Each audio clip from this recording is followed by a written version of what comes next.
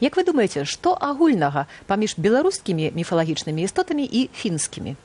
Ды як мінімум тое, што і тых ведаюць цяпер вучні 19-й гомельскай школы, якія пераўвасобілі фінскі эпас Калевалу, ну а пра беларускіх дамевікоў ды ляшуноў чулі бадай ад бабуль.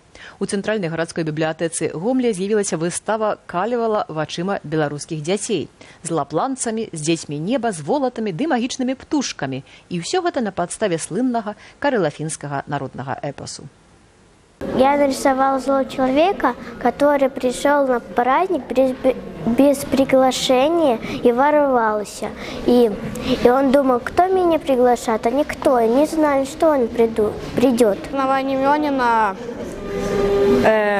в него хотели стрельнуть ядовитой стрелой и попали в его лошадь. Потом он упал в реку.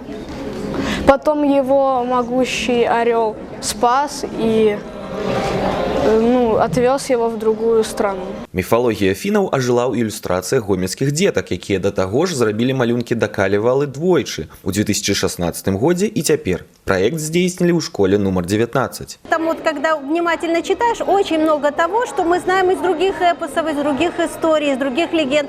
А это помогает, я так считаю, что это помогает, вы знаете, вот просто приобщению к своей культуре. Когда ты сравниваешь, когда ты обогащаешься, ты начинаешь как-то вот, а у нас как, а у них как, а что у нас общего. У 2015 годзе Калевала ўпершыню з'явілася па-беларуску. Пераклад Якуба Лапаткі стаў 61-м перакладам слыннага фінскага эпасу і адначасова найбуйнейшым паэтычным творам, выдадзеным па-беларуску. Літаратаркі Эма Прыбыльская і Вольга Раўченка распачалі ў Гомлі калевальскія чытанні, з якіх і нарадзілася ідэя прачытання і малявання фінскіх баек дзеткамі. Там была только она и уточка, и она не знала, где свить гнездо. И богиня воздуха, она решила ей помочь и легла в воду, а уточка на ее коленях свила гнездо.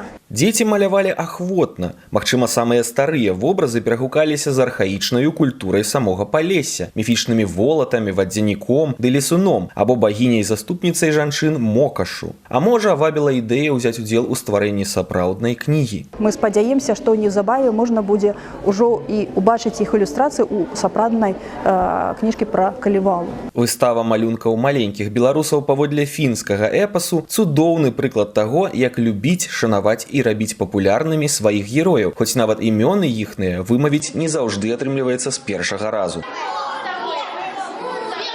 Олег Рудавусаў, Белсат.